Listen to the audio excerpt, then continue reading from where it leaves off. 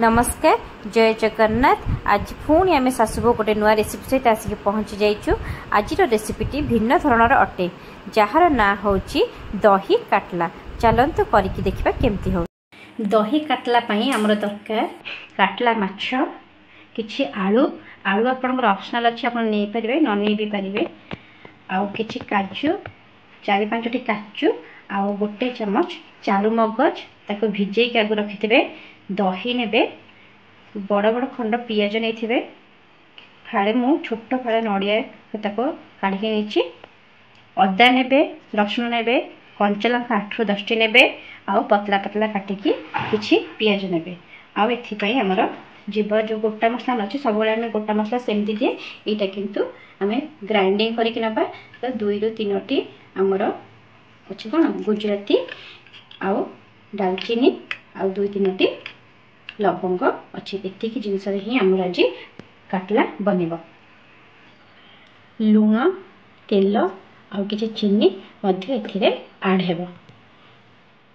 यहाँ बनवाई आमको प्रथमे मसलाटा प्रिपेयर करने पड़ो।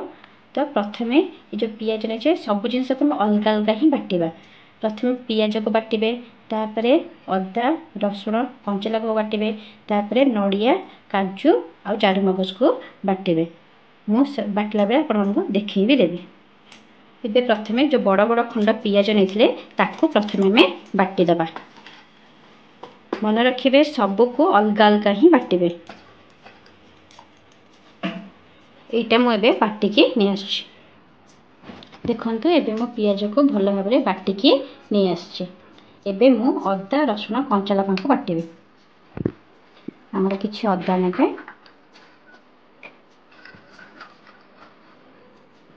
8-10 कोला रसुण ने टिके अधिक भी नहीं पारे जेहेतु आमर से किसी लंका जिनस जाऊनी मैंने लंका गुंड जाऊनी। तो ये आम लंका नहीं पार 7-8 कोला लंका जीव 7-8टी लंका जीव जो मैंने अधिक राग खाती अधिक भी दे पारे।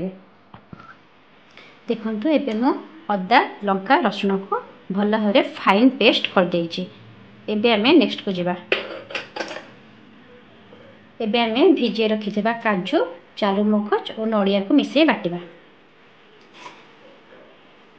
काजू चारु मगज पकई एबे नड़िया मध्य पकईदबा। एबे तार फाइन पेस्ट करदेबा। एबे देखंतु आर मध्य मु फाइन पेस्ट करदेली। एबे जीवा नेक्स्ट। एबे आमे रखिथिले जो डालचीनी गुजराती लवंग को बाटिदबा। देखंतु एटा मध्य मु बाटिकी नहीं जाइछि। एबे आमे जीवा माछ प्रथमे भाजिबा। एबे आमे किछि तेल गरम करदेबा माछ को एथिरे भाजिबा। तेल एबे गरम हो जाइछि। एबे आमे माछ को भाजिबा।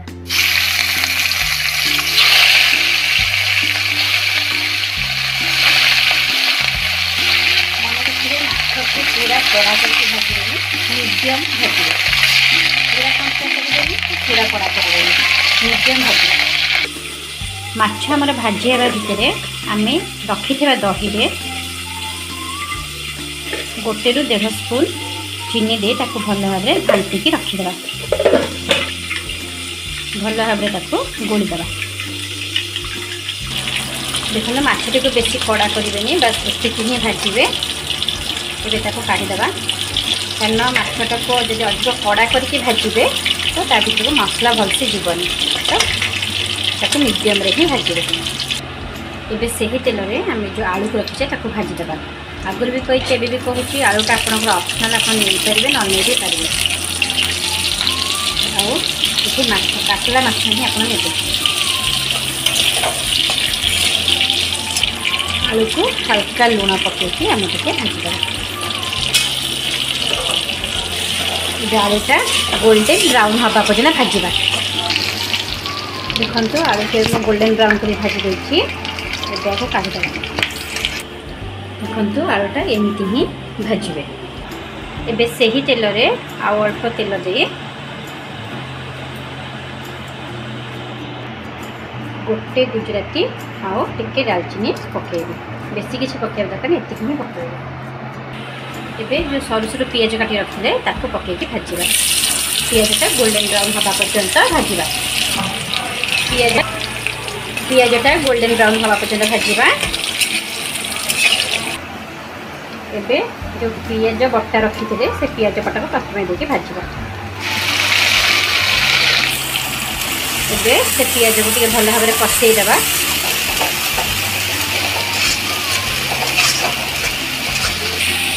ଏବେ ସେଥିରେ ଯେଉଁ ଅଦା ରସୁଣ କଞ୍ଚା ଲଙ୍କାକୁ ବାଟିକି ରଖିଲେ ସେଇ ପେଷ୍ଟଟା ଦେବା।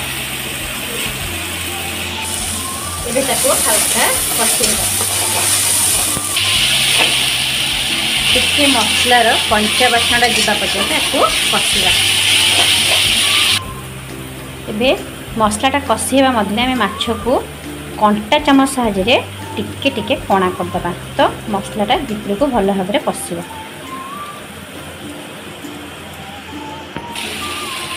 ମସଲାଟା ନ ଲାଗିବା ପାଇଁ ମଝିରେ ମଝିରେ ଟିକେ ପାଣି ଦେଇକି ତାକୁ କଷୁଥିବେ। ହାଲକା ଟିକେ ପାଣି ଦେଇକି ତାକୁ କଷିବେ, ଯେମିତି ମସଲାଟା ବିଲକୁଲ ବି ଲାଗିବନି।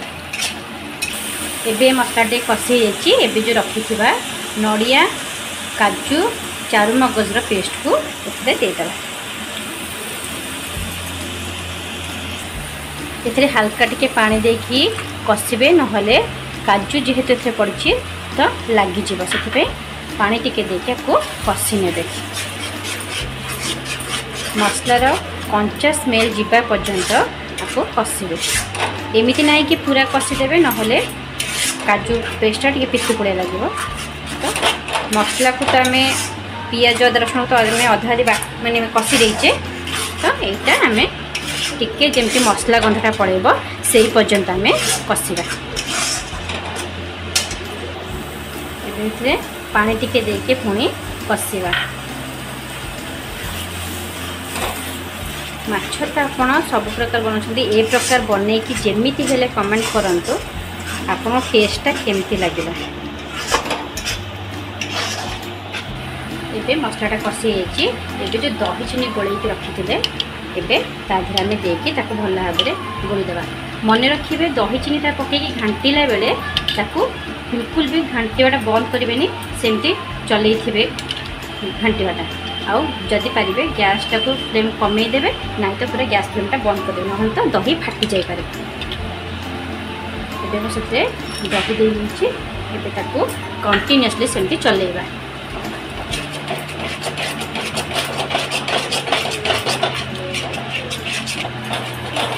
सेमती कंटिन्यूअसली गोली चलते तो दही केबे भी फाटबनी। पानी टिके देदेबा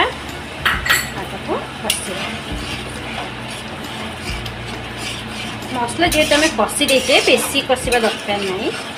एबे आम रखी भाजी रखी आलू को प्रथम देदेबा। आलू जेहेतु टे सीझब अल्प माने 80% भजार सीझे देती आ 20% अच्छी तरकारी से सीझब। तो ये पकईवा आलू को आधे पकईकी टिके भाजीदेवा। आलू को हाथ में कषिदे आलू को फ्लेवरटा टे चल भल लगे।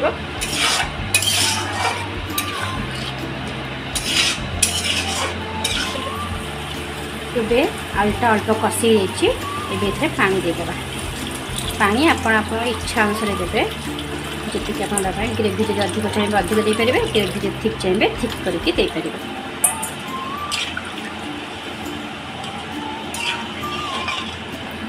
एबे मुझे स्वाद अनुसार लुण देवी।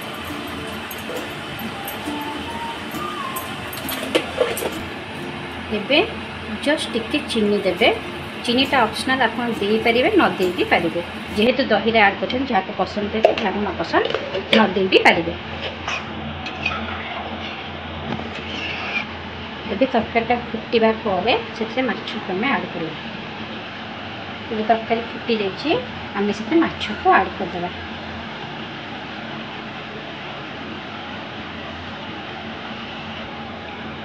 ये घोड़ईदे माछ को किसी समय फुटिया छाड़देवा।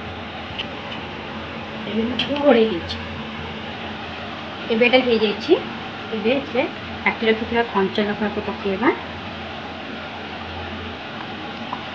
गोटे टीस्पून गुआ घी दबा आउ बाटी रखि जो गुजराती लवंग से केवल आर बटा ही आप देवे दालचीनी आर बटा ही आप देवे आपको गुंड जमा देवे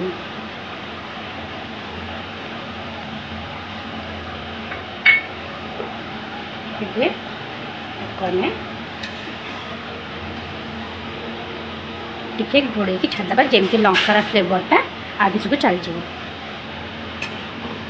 एबे मत घोड़े गैस फ्लेम को बंद करदे 5 मिनट सेमती छाड़दे। यार फ्लेवरटा परफेक्ट हो जाए मुझको सर्विंग प्लेट को काढ़ीदेवे। प्रस्तुत प्रणाली आपने देखिले आपड़ी बनातु आ निश्चित कमेंट कर मत कहे केमती लगे यहाँ बेंगली मानकर बहुत मानने भोज भात यहाँ फेमस यहाँ बनी थाए आपण मैंने भी करूँ से टेस्ट एक्चुअली ना मत निश्चित भाव में जनइबे। ताहले रोचु नमस्कार जय जगन्नाथ।